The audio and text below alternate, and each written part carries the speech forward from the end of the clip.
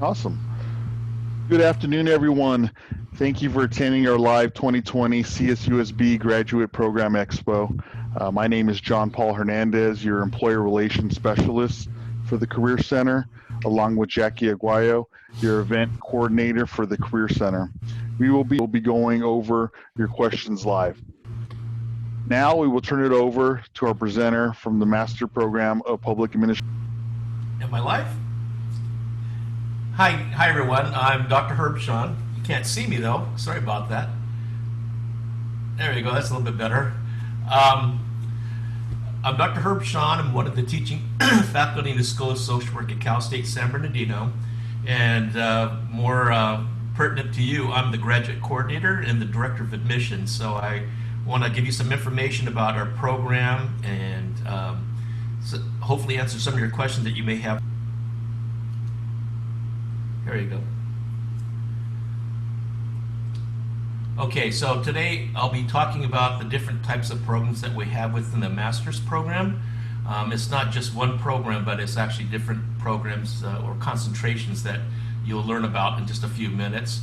I'll go over the curriculum, which the different classes that we offer in the master's program, as well as the other important part of the master's experience, which is your field education, or some people call it your internship, which is 2 years of experience in an agency of some type in the Inland Empire. I'll also talk about our Pathway Distance Education program, and that is a hybrid program. You can take all your classes online. However, you do have to complete your field hours in person. But right now, because of COVID-19, actually some of our students are actually doing that virtually as well. We also have a specialty program called the Title IV-E Child Welfare Stipend Program that I'll be talking about a little bit too. It's for people who want to go into the field of child welfare, and we'll talk a little bit more about that.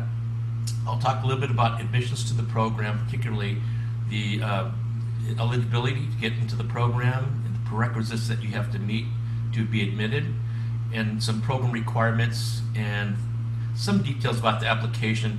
I was telling my colleagues a little earlier that if you really have a lot of questions regarding the application process, you can also talk to my colleague, Ms.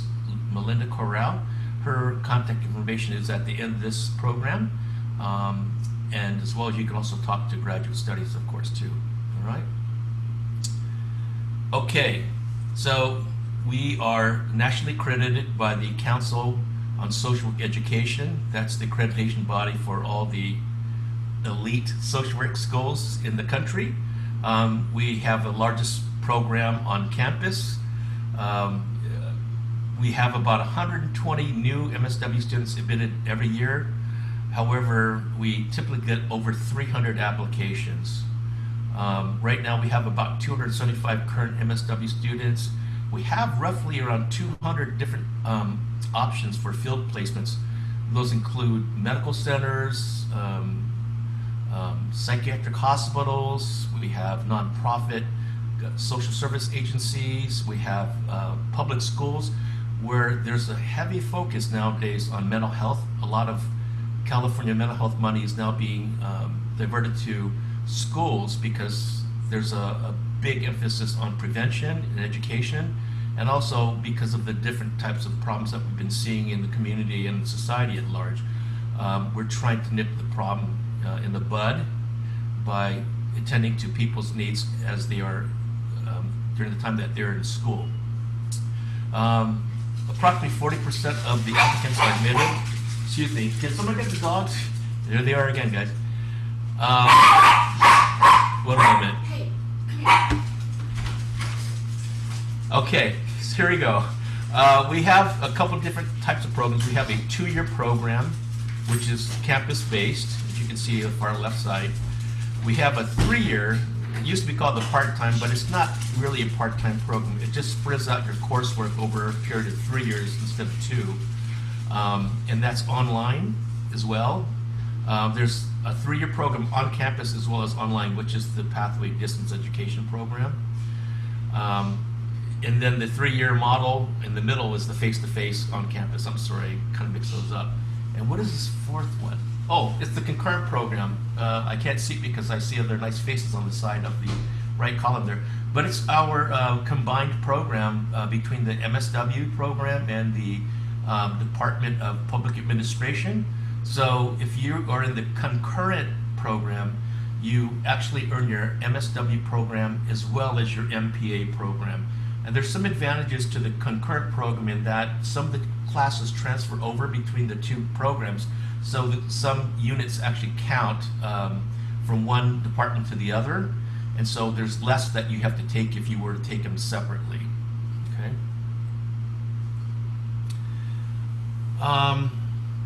This is a little bit more about the concurrent program.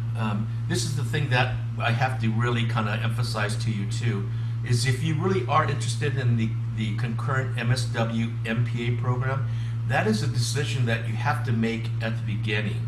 So when you apply to Cal State University San Bernardino for admission and you have to select a program, you have to select the concurrent program then and there. You can't later on add it.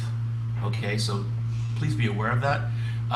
It says the concurrent program results in you having to take 23 fewer units, but I have to advise you that that was based on the quarter system, so I'm not sure if that still holds up. There's probably a little bit less because of the different amount of credits awarded to quarter versus semester unit classes. So the purpose of the MPA MSW concurrent program is to serve students who envision a career path that includes high-level administrative roles in social service agencies. Earning a degree in both fields provides students with the skills and knowledge to facilitate well-being and change at all system levels. For example, if you're interested in working in county departmental health or behavioral health or children's services, this would be the kind of degree you might want to consider. We're the only concurrent program on campus, at least as of last year. We're the only MSW MPA concurrent program of all the Cal States of all 23 campuses. The first graduates of the program graduated in June 2019. And this is the program that a lot of folks are interested in. It's the Child Welfare Program, the Title IV-E stipend program. And you'll see in just a moment why one of the reasons that some people are really interested in it, other than wanting to be a proactive force for good in the field of child welfare. There's two different options within the Title IV-E program. There's the 3-year and the 2-year. For the 3-year, it can be online, which is the Pathway program, or on campus. For the 2-year program, it's only on campus. The thing with the 3-year program, I must advise you though, it's only available to those people who are currently employees of a public social services agency, such as the Department of Children and Family Services is one. I'm not sure if we extend that same offer to like Department of Public Social Services or, for example, Department of Aging and Adult Services, but that's something that you can find more information from our department within the School of Social Work. It's Title IV-E Child Welfare Department. You can ask Ms. Susan Culbertson about that. The other program is 2 years and it's on campus, and it's available to any students who are interested in child welfare. The thing is though too, is even though if you apply, it still is a very competitive process. So not all students get in, but you have to go through, you have to complete additional paperwork in your application process. And then you have to actually get interviewed by the faculty who administer this program. And I believe that the interview also includes folks from actually the Department of Family and Child Services too, that you have to be screened by as well. So you get advised of whether or not you have gotten accepted to this program, of course, before school starts. We also have a nice little enhancement, and this is something in keeping very much with Dr. Morales, our president's mission, and he really wants our students to be engaged much more in study abroad programs. He really wants to enrich our students' experience as well at Cal State San Bernardino, and this is one of the programs that helped him and is helping him accomplish that goal. It's been unfortunately put on hold for right now because of COVID-19, but in the past, like this last summer, students got to go to, I believe it was northern Italy, to I think for about 2 weeks, to study about how they deliver social services in that region. And it was not like your typical well built up cities, but it was kind of like the rural areas of northern Italy. And then also Panama has been on a previous place where we have taken our students and they studied. And also the Pine Ridge Reservation in South Dakota is a new addition that Dr. Landeskog hosts, and she's the advisor for that particular program. Fortunately, this last year too, I believe was through a couple different means, but I think Dr. Morales also helped with it. He helped find some funds for students to help offset some of the costs associated with the trip. We hope that we could still rely on that assistance in the future, but for right now the program is on hold. I was told that it may start again this next spring, where you'd apply and you'd actually go in the summer. It's everyone who I've talked to who went through this program really had a great time. They really felt that the cross-cultural exchanges, learning about how social work services are delivered, were very important learning experiences for them. And I think just getting out of your normal routine and seeing some different cultures and how they live and how they function and how certain systems and institutions are set up to help them is a great learning experience. Okay, there's this Pupil Personnel Services Credential that we don't ourselves have anymore. This is a credential that if you want to work in the public school systems, for example, be a school social worker, you're at a great advantage if you have this PPSC. We don't have the program ourselves in-house. However, we do have an agreement with another Cal State, and the one I'm thinking about is Long Beach State right now, but we might have an agreement with another university as well that's within Cal State. But what happens if you're interested in a PPSC credential, you speak to our field director, who's Miss Rachel Allenson, about your interest in obtaining your PPSC. And what happens is she sets you up for internships that count for hours toward that credential, the hour requirement. So if you're interested in that credential, definitely think about this and make your decision early, and then you can plan for your internships to meet those hours. And I think you can gain 600 hours, I believe, toward that requirement. So Ms. Allenson, again, our Director of Field Education, would be the contact person for this program. And again, if you're really interested in being a social worker, check it out and at least talk to her, okay? Okay, social workers produce change in the lives of individuals, groups, communities, organizations, and the globe. People who have been empowered, relieved of suffering, and gained confidence to effect social change because of the work of a social worker. A degree in social work provides countless career options. I can personally speak to that myself.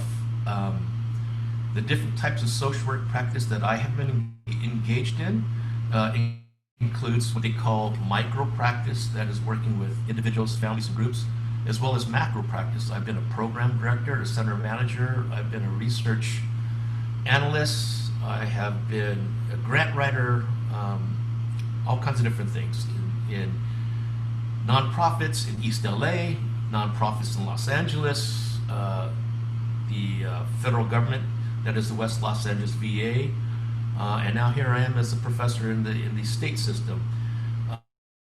So the MSW degree is really hugely in demand, and it's also quite applicable to so many different levels of practice. I've worked in psychiatric social work, outpatient and inpatient, medical social work, and adult day healthcare centers. I've been a hospice social worker. Again, I've been a program director, a program developer. where we developed the program specifically for people who live with Alzheimer's disease and their caregivers. And we were the only program in the whole city of Los Angeles that accepted clients who were at the middle and late stages of Alzheimer's disease because no one knew how to take care of them or had the manpower to do so, or human power, pardon me. Plus, we made that commitment to caregivers that we would have extended hours to help them. A lot of them actually use our services near downtown LA, and their jobs were in nearby downtown LA buildings. So it's we are also, if you're interested in mental health, the last time I heard is that social workers represent 70% of the mental health professionals in the country. So we really are steeped in mental health practice. Here's some of the other types of positions you might be interested in pursuing with a master's degree. And you don't have to stop just at the master's too. You can become licensed like I am, which requires additional 3,000 hours after you graduate, and also you have to register with the California Behavioral Sciences, and then you collect your 3,000 hours under supervision of an LCSW, and they also allow you to some extent to be supervised by a licensed clinical psychologist, and in some cases a licensed marriage family counselor. But these are different things that you can possibly do. I worked in geriatrics, I've worked in adult mental health, medical social work, mental health therapist. I've been in a private practice before too. So you can also, if you are interested too, Cal State University also offers a program that helps you with the doctoral program. I believe it's called the Chancellor's Fellowship. And it assists you in paying for your tuition for, I believe, 3 years. And there comes a service commitment of actually coming back to one of the Cal States and serving as a professor. Okay. Oops. Okay, program structure. This is the cool part too about our program is, and I think a lot more programs have adopted the same perspective as us, which is called the generalist practice of social work, which means in the old days, people in MSW programs were segmented. Like, I only am going to do clinical mental health practice with children, or only clinical mental health practice with adults and young adults, or I'm only going to do geriatric social work practice with older adults, and that's all I'm going to do. Or some people were like, all I want to do is just be a grant writer or a program director or a program developer. No, because we have found out by our own experiences too, as you see from my own personal experience, that really you have to be adept at all levels of practice, which is micro, meso, and macro. So micro entails you working with individuals as a therapist, case manager, medical social worker, psychiatric social worker, children's social worker. Meso is small to medium-sized groups. You could be a group therapist.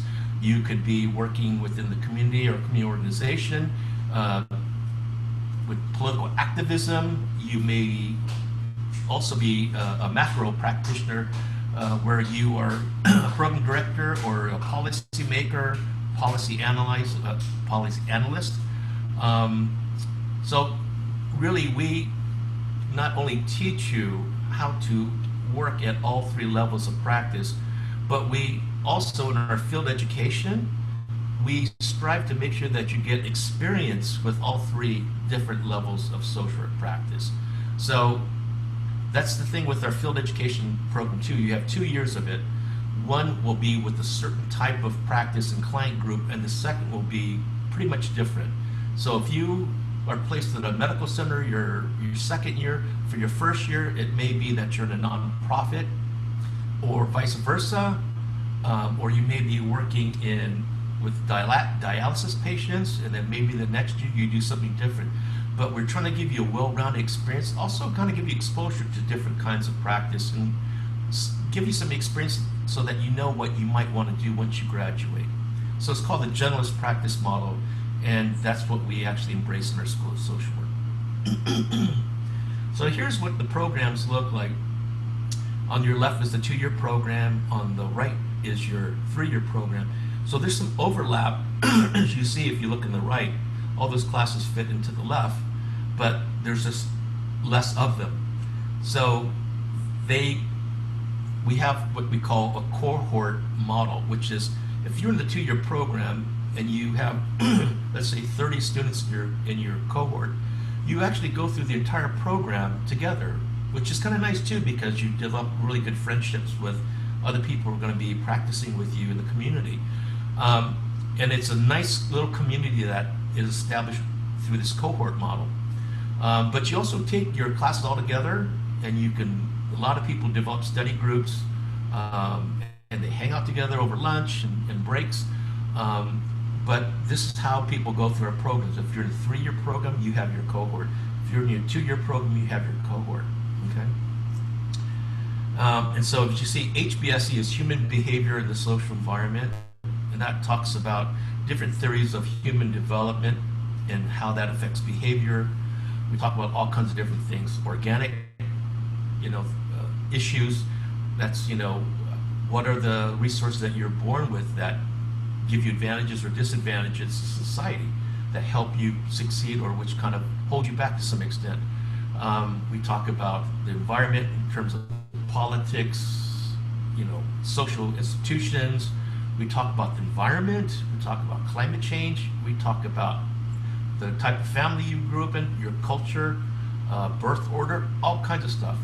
Micropractice is how do I work with clients? How do I engage them? How do I work with them clinically, which is, like mental health practice.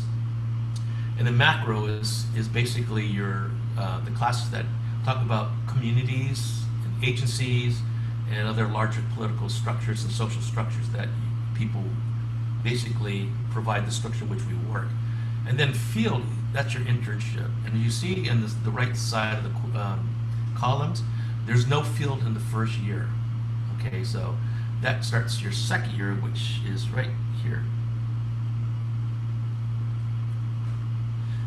This is also when people start taking the research classes, and this all culminates in your final year with you completing an original piece of research that we call a master's research project. It's different from a thesis because you don't have to go through all the red tape of including people from other departments and things like that and having to defend your thesis, but rather it's all in-house in the School of Social Work. But it's original research project, and so these research classes give you the foundation on which to build so that you can competently complete a piece of original research. Okay. Now with COVID-19, it's really put a damper on our ability to go out into the field to collect data, so we're having to be much more creative in what you can use for data. Some people are using social media, some people are using Facebook, Instagram, and other means, snowball type of sampling, and some people are using secondary data, such as huge data sets that are available through, for example, UCLA Center on Health Policy Studies or others. And so you can see there's some similarities between the two as well, in the 2-year and the 3-year. And then this is the final year for the 3-year program, and this is how you folks finish up your MSW degree in addition to your master's research project. By the way that we set this program up, and ideally if you could take advantage of this, it would be beautiful, which is during your foundation early years of the program, you start experimenting with different things you might be interested in, different topics. Maybe it's helping the homeless, maybe it's policy or programs, or maybe you're interested in helping immigrant families, or maybe that you're interested in helping kids with different kind of behavioral problems, maybe ADD, or you're interested in working with people who suffer from chronic mental illness. You can start writing your papers and engaging in that research to write those papers early on so that you start developing slowly but surely an expertise in that area.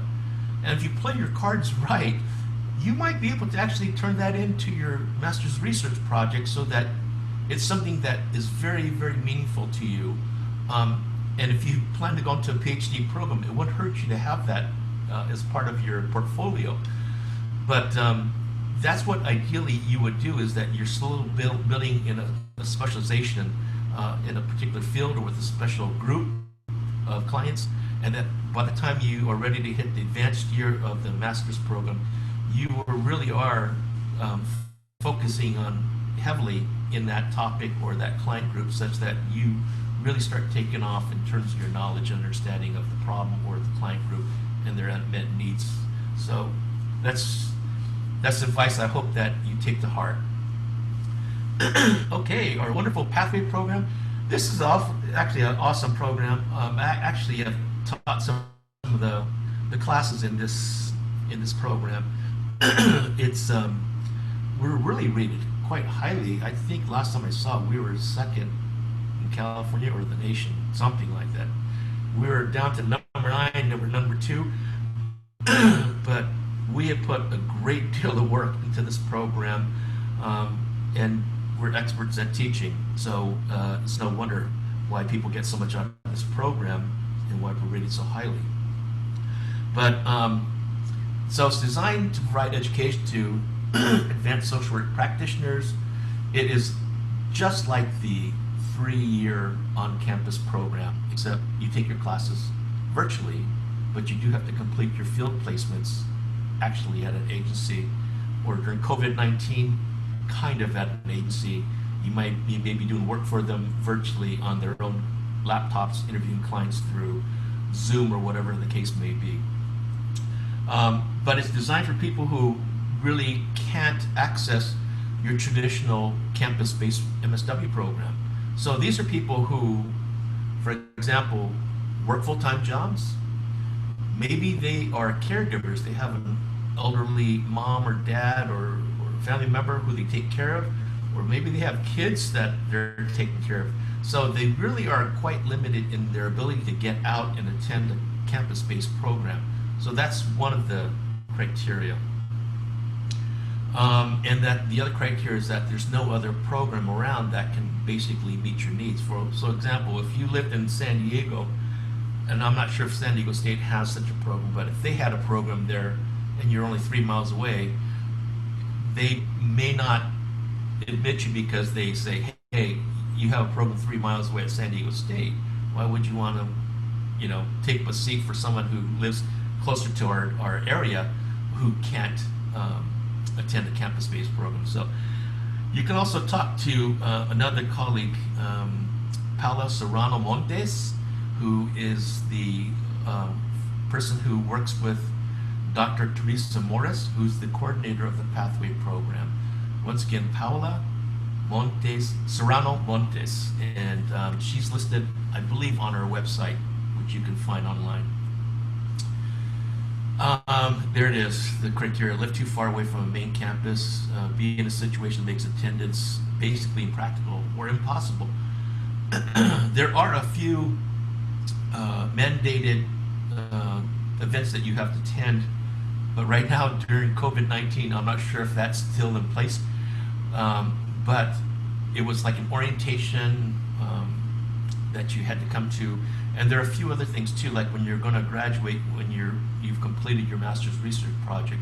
We have what we used to call poster day. It's now called something different, but you develop a poster as if you're going to be presenting at a professional conference, and it's really cool because you actually are judged by a panel of different faculty and people from the community, and actually awards are given out and cash prizes, which is a nice little addition. But that's one. There are some other events, such as, I believe it's called, gosh, I forget what's that name, but it's like a professional day where you have the opportunity to actually do something akin to speed dating, but it's speed interviewing to get you ready to go out and interview for jobs. So we'll have you go through any number of different people to be interviewed by, so that you can kind of deliver your rap to a prospective employer and answer their questions. You know, why do you want to work for us? What do you see yourself doing in the next 5 years? You know, what are your weaknesses? What are your strengths? It's great practice to actually go through those in vivo experiences of being interviewed. Okay. There's another one too. It's called Court. Hang on. I didn't have my coffee.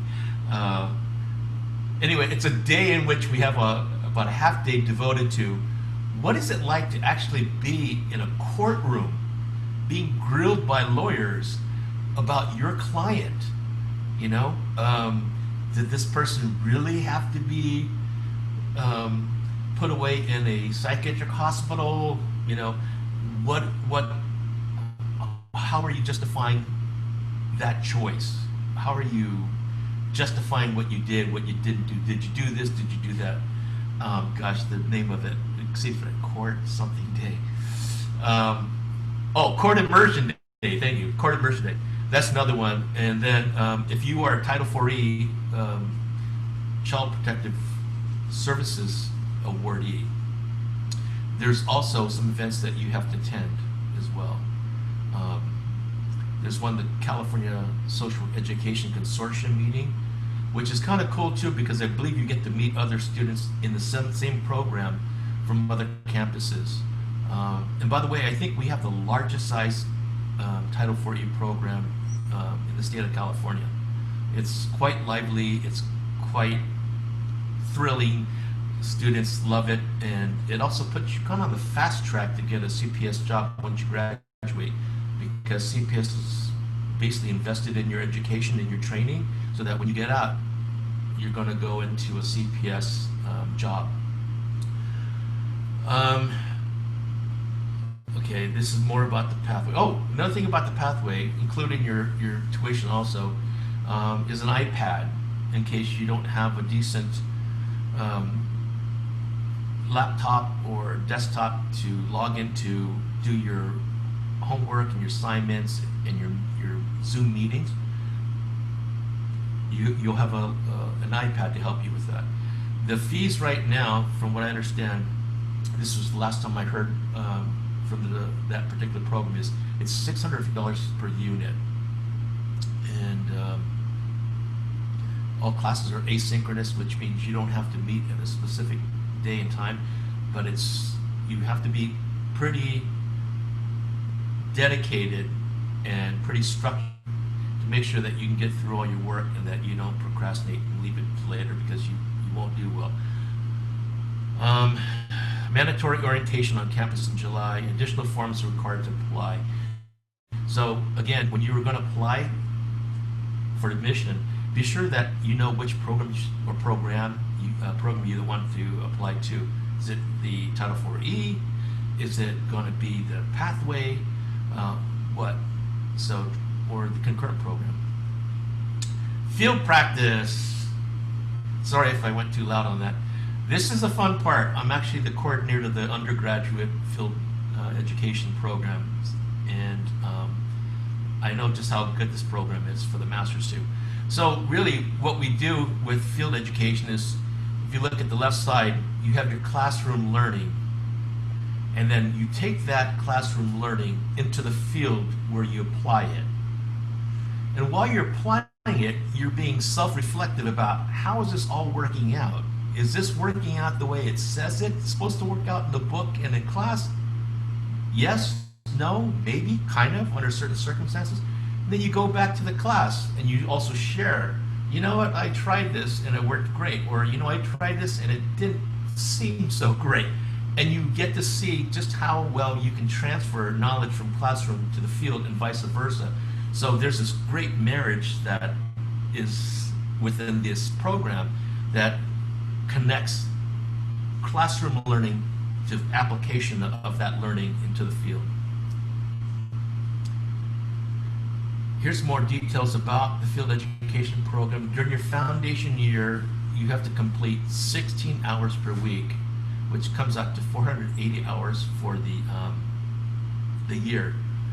In the advanced year, this is the last year that you'll be in the program, you'll be completing 20 hours per week, or 600 hours, for a total of 1,040 hours.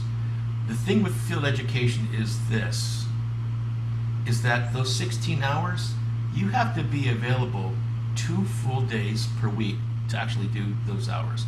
We can't guarantee that we can find you weekend hours or evening hours. And unfortunately, when we've tried to do this in the past, is that our students have lacked the ability or the access to quality field supervision and training. They miss out on all the trainings that everyone else gets during the day. They miss out on staff meetings, they miss out on all kinds of stuff. So it's not the same. So we don't ever promise we can do something like that. It's always, you have to be available 2 full days per week, 8 hours for each of those days during the week. And then your second year, your advanced year, 2.5 days. Typically that third day is a Friday. There's also, however, number 2, the integrated field seminar, which occurs once every month during actually it's more now because we're not in quarter, but it's once a month that we're still keeping to, I believe.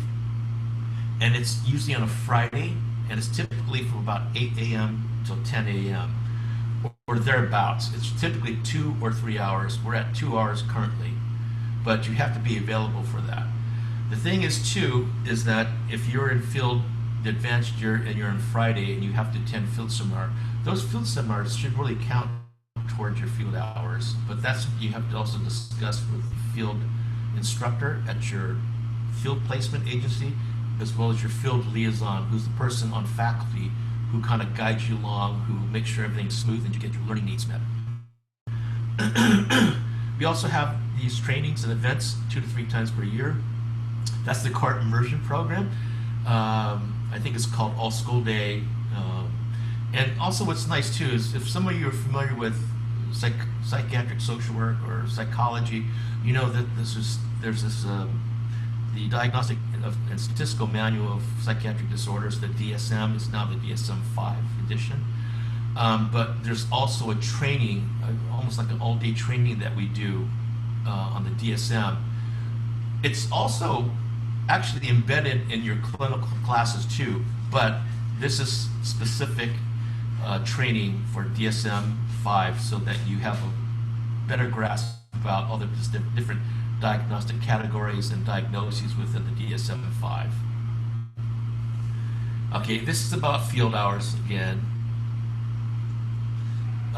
Sometimes there's employment-based internships that are available, but these are kind of tough, I gotta tell you, because what happens is if you want an internship at your field of work, your place of work, you can't do the same thing that you do for your job. It has to be a unique experience. And included in that unique experience is that you're working with a different set of clients. You have a different supervisor, and that the practice that you are engaged in is unique to what you do for your work. And there can't be any kind of bleeding over into your internship where, you know, hey John, can you actually do some of your work today instead of your internship work? That can't happen. It's got to be a full day of internship. So our field placement, there's over 140 field instructors. Those are the folks who are at agencies, who supervise you, who work with you in developing what we call the learning plan agreement, which is basically a map or contract that says, hey, these are the different types of social work competencies you're going to learn. And these are all the different activities that we're going to assign you to make sure that you get experience and be able to demonstrate those competencies throughout this semester and throughout the year.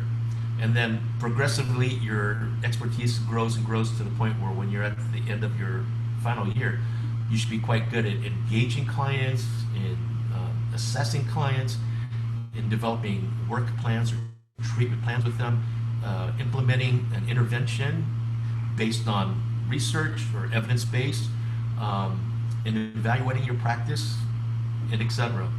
We also have what we call preceptors, And those are people who work alongside your field instructors at the agency.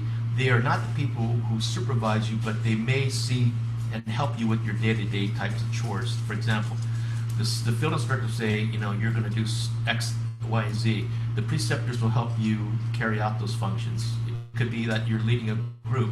They will help perhaps guide you on what clients that you need to get together for those groups. They may help you in terms of what field instructor's not around, they'll answer your questions, etc. They're kind of like a secondary field instructor, but they don't have the same type of responsibilities as a field instructor. There's over 200 options for field placements. We've got a lot throughout the Inland Empire. We even work with some folks in LA County and Orange County, and even further away, and particularly for people who are in the Pathway program. We've had some people back east, and some people in Oregon, and in Northern California. Please know that you are not supposed to find your own internship. If you have an idea that you want to float to Miss Allenson, that's fine. If you're in the CPS program, there's less of that because you have to get the CPS related type of internship experience. But yeah, you can always explore it with Ms. Allenson if you have something on your mind. We'd welcome good internships, but we are also quite stringent about making sure that the field instructors are trained in how to be a field instructor, that they're actually committed to you and your learning, and that they're going to be around to make sure that they supervise your work, to make sure that you're doing it correctly, and if you have any questions, they're there for support. If there's any emergencies, they want to make sure that they're around to help you with those. Again, you will meet with the field faculty to discuss internship options. So that'll be either Ms. Allenson or Ms. Culbertson for 4E, and then actually Ms. Harris, Shara Harris, for the Pathway program. Those are all the coordinators. Okay, so this is the Title 4E CPS program. I want to call your attention to something that really helps our students out a lot. That stipend program really takes a burden off you in terms of affording your tuition and expenses while you're at Cal State. If you are in the 2-year program, you get a stipend of $18,500 a year. If you're in the 3-year program, which means you're one of the current county employees, that stipend is $10,164 per year, and you're reimbursed for tuition, books, and possible mileage for that particular program. When you complete your MSW degree, you'll be working at the Department of Children and Family Services Agency, and it comes with a 2-year employment obligation. So if you complete your 2-year obligation after you graduate, then you owe nothing. That money was all given to you to help you with your educational expenses and living expenses. If you can't abide by that 2-year employment obligation, then there's a payback. You have to pay back that money, which I don't know if you want to do. I hope not. But that's what happens. So try to abide by the terms of the agreement. And then here again is the different programs within CPS. It's a 3-year program if you're a current county employee, 2-year program on campus if you are not. You must be able to work legally in California and demonstrate a commitment to public child welfare. And that's in your application materials and your personal statement and the materials that you have to complete to apply for that program. Okay. Yeah, there's some other additional information. Our students really have been quite happy with this program. And I think a large percentage of people who go through this program stay in the child welfare system, and they keep on advancing in their careers, which is great. Sorry if there's some overlap in this. I don't think we need to review that anymore. Okay, this is more about the instructions. for applying to the program. And I know there might be some way that I can share this with you folks through email, if you'd like, or you can contact any of us in the School of Social Work faculty. So for CPS or Title IV-E, that would be, who would that be? That would be Susan Culbertson. She's the coordinator of it. But I think the outreach person, well, talk to Susan because she'll put you in touch with the person that can help you with the application process. But you can see that there's certain requirements for eligibility that you have to meet. Okay, it's about the payback, etc.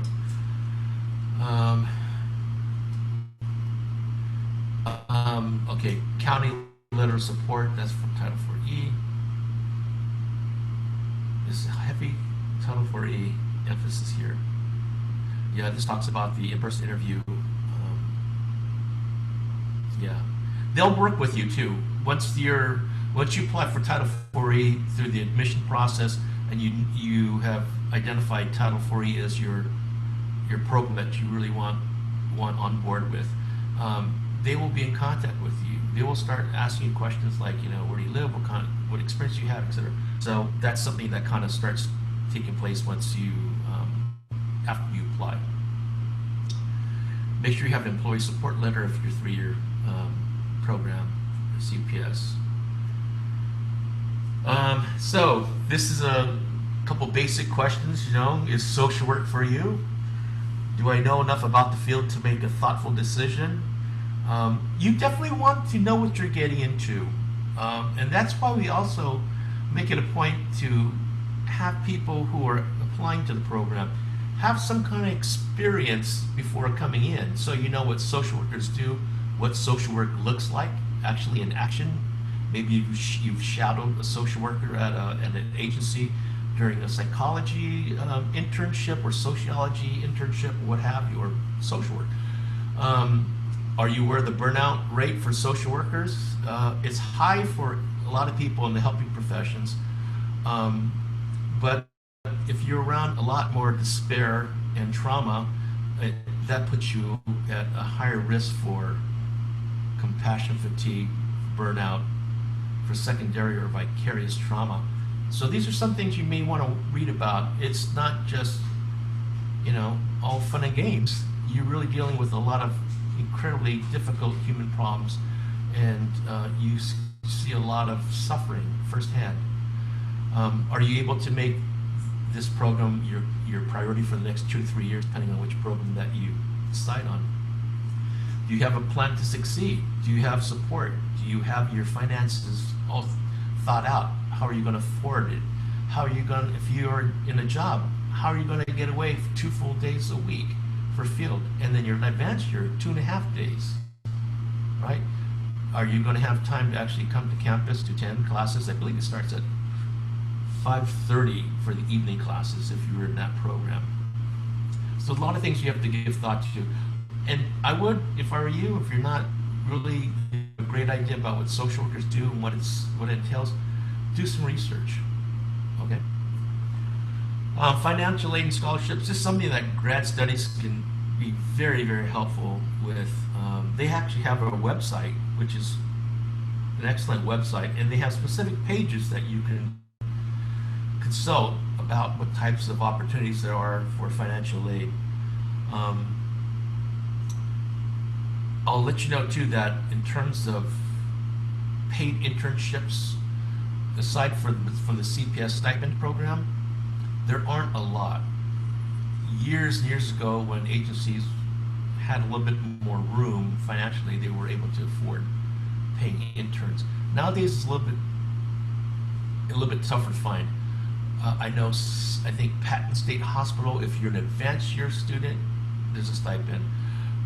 San Bernardino County Department of Behavioral Health, I believe that's a stipend. Riverside County Department of Health, I'm not sure, maybe. But there aren't as many as there used to be, just FYI. I would also look online for different types of fellowships and grants as well. I can tell you also for your advanced year, you probably have to apply at the beginning of your foundation year. But there's the Council of Social Work Education Minority Fellowship Program for MSW students. And I got that as a PhD student. very good. It gives you tuition, and they also may give you an opportunity to interact with other fellowship awardees. And they have an annual program meeting, which is a conference, and you might be able to meet other people who also got the award, and talk about the type of practice you're going to do. It's geared for people who want to go into certain types of practice, particularly with clients who are underserved or hard to reach or have difficulty accessing services. So take a look at that CSWE Minority Fellowship Program, MFP, for MSW students. These are the latest figures that I could put together for if you want to attend the MSW program. For the 2-year program, it's about $16,800.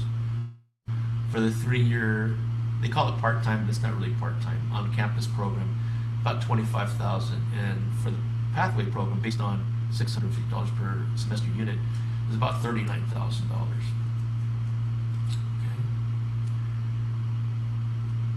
We don't admit students in other semesters other than fall. And everyone, again, follows through in a cohort model. So every year we get a new batch of students and they follow through the program with the rest of the cohort. Be sure to know that when you apply, it's a two-step process. You're applying for admission to the university itself, Cal State University San Bernardino, the Office of Graduate Studies, and then you're also applying to the School of Social Work and what are the programs that you're interested in applying for within that. So let's see. Here we go. This is the admission criteria. We say that you need at least a 3.0 GPA in either your overall units when you graduate or in your last 60 semester units or last 90 quarter units. So that's the last, basically your upper division work, your last 2 years of work. We will, however, consider applications with at least a 2.8 if you come to the program with a considerable amount of social service experience. So some people have, 5, 10, 15, 20 years of experience working with their bachelor's degree in a county agency or with a nonprofit or with whatever the case may be, but it's related to social work practice. So those people, we would accept a 2.8 minimum GPA. Okay? If you don't meet at least a 2.8, you can't be put into the pool of applicants. It's just the line that we have to draw in the sand, unfortunately. And some people miss it by just a fraction of a GPA, but if that's your experience or that's your situation, what you can do is take some additional classes outside, like at your community college, that's related to social practice. It could be social work, sociology, psychology, criminal justice, public health, whatever the case, human development. But that will help sometimes, if you do well, oftentimes it'll help bring up your GPA for your last 60 or 90 units, maybe also your overall GPA too as well. So think about that. Prerequisites to get into the program, you have to have completed 3, and some people actually do it, even after they have their bachelor's degree. But it's social research methods, human behavior, and human physiology. And there's a lot of different classes that can meet those requirements under each of those categories. Social research methods class could be qualitative research methods, quantitative research methods, experimental research methods in psychology. It could be ethnomethodology or anthropological kinds of qualitative research methods in anthropology or sociology. Human behavior is also human development. So it would be classes like human development, child development. It could be an aging class. It can be a psychology class that addresses theories of human development. A lot of times, good intro to psychology classes can actually fill this requirement. And some intro to sociology classes or even some upper division ones. But it has to basically meet the criteria that it somehow addresses human development and or behavior.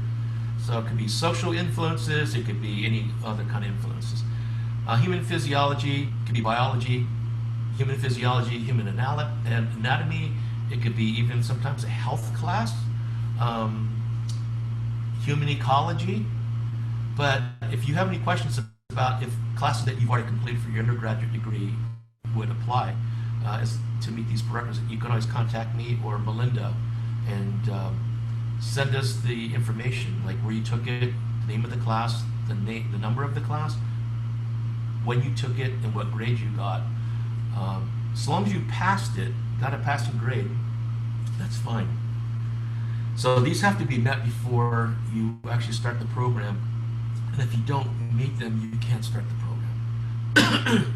And there are actually some classes that you can take, I believe it's at Kent University, that have specialized classes for people kind of in this situation where, they could have been an English lit major or a history major or some other major, and they just didn't have some of these prerequisites.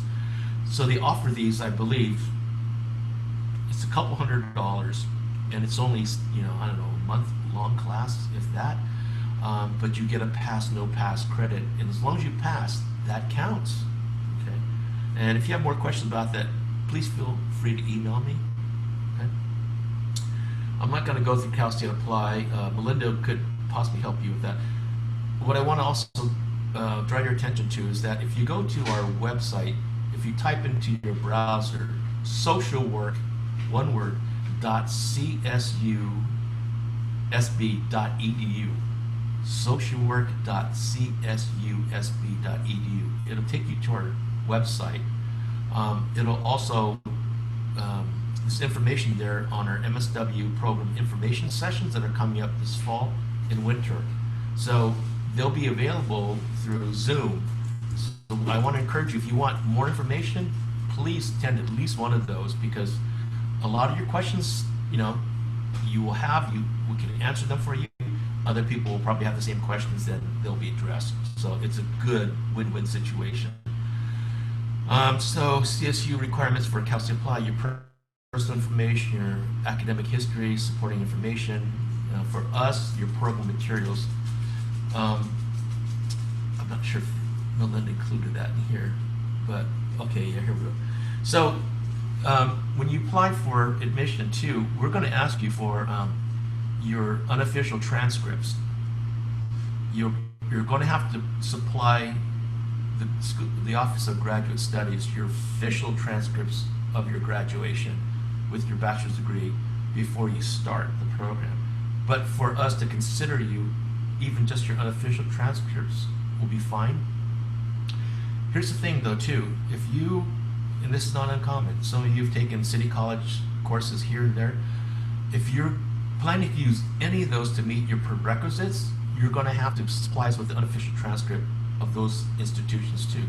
So if you went to Barstow College, but it was 10 years ago, and I don't need to send that because I have my undergraduate degree with my, diploma and everything. Well, if you're going to use any of those classes for your prerequisites, we're going to have some proof that you completed it and that you passed. So you're going to have to supply us with that unofficial transcript as well.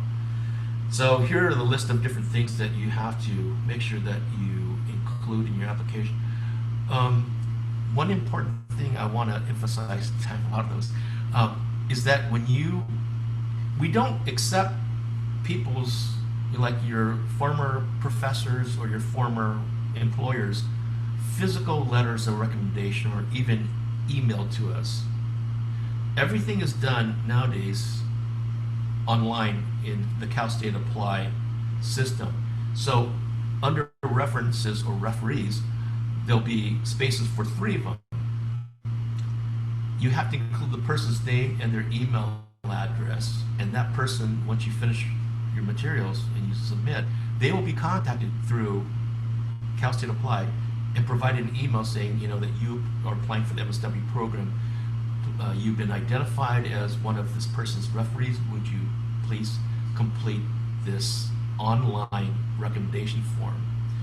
And it'll give them a link and then they'll click it on and they'll complete it for you. The cool thing about Cal State Applied too is that you can always, once you start, you develop your account, you can always go back and check to see, hey, did all 3 referees complete and submit their letters, their recommendation forms that were online? And if they haven't, you can always go back and ask them, hey, can you be sure that you complete this because the deadline's coming up or whatever. So there's some control that you have in this process to always check to make sure you have everything. And that's another thing with meeting these deadlines too, is that your application has to be complete for us to review it. If it's not complete, we can't review it. So all 3 letters, recommendations have to be completed. All of your documents have to complete. If you want child welfare, all those documents have to be in. If you want the concurrent program, all those documents have to be in. If you want pathway, all that documentation has to be in. Unofficial transcripts, all these things, right?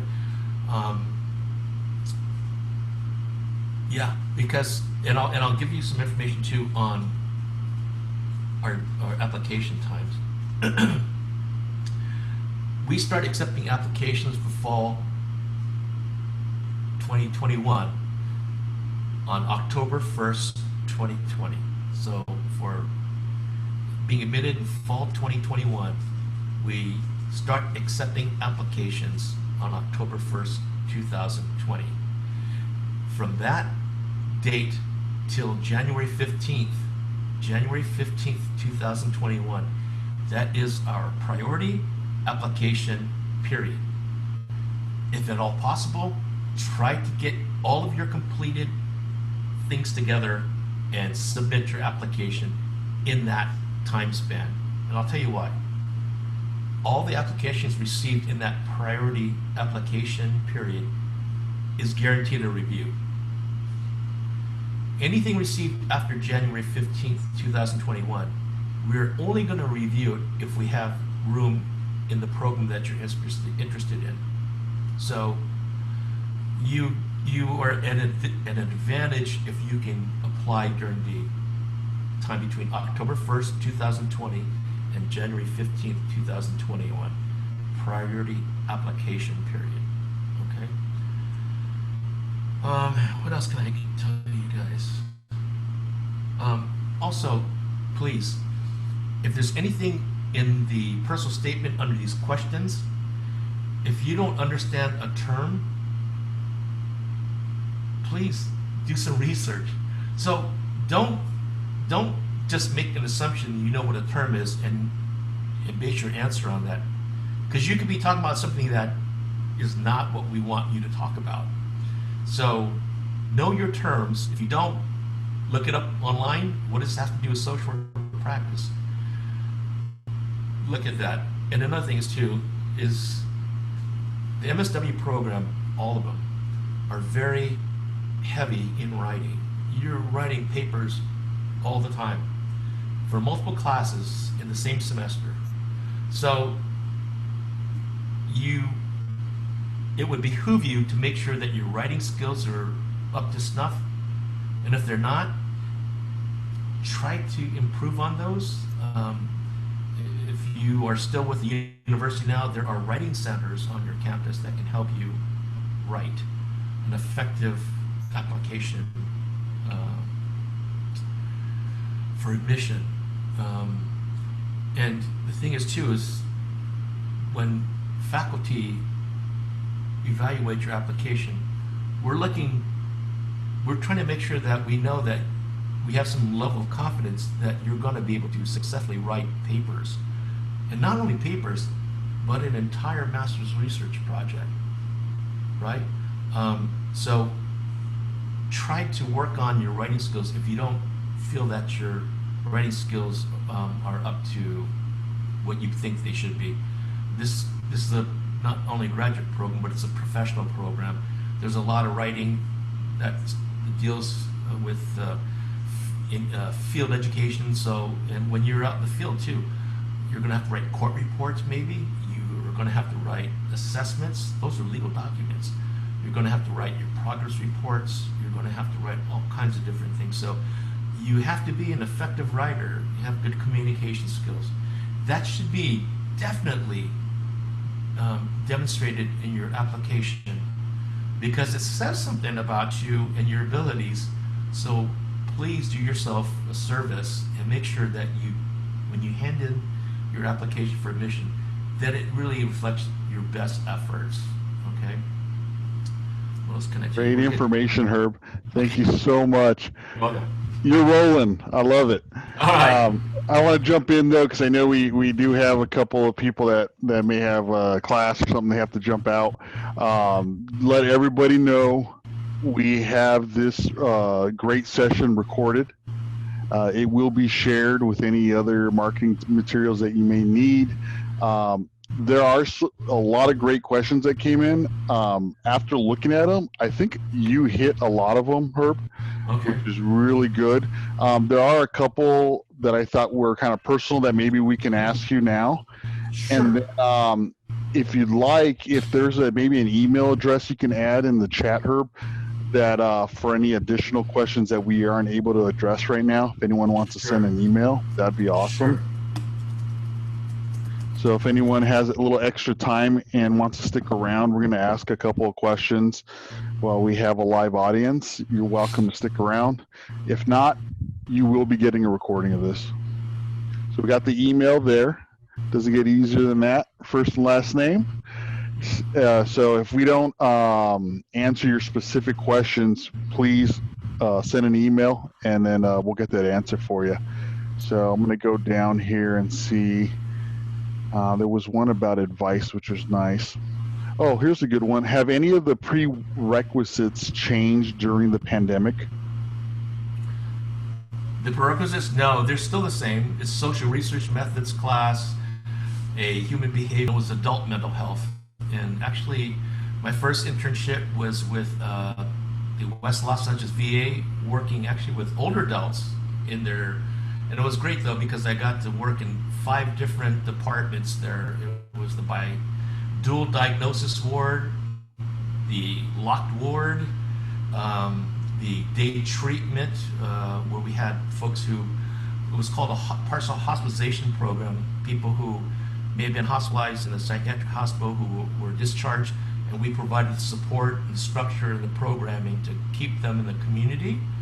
And so I did that, and then my second one was at a community mental health center the next year, where I worked primarily with adults who lived with chronic mental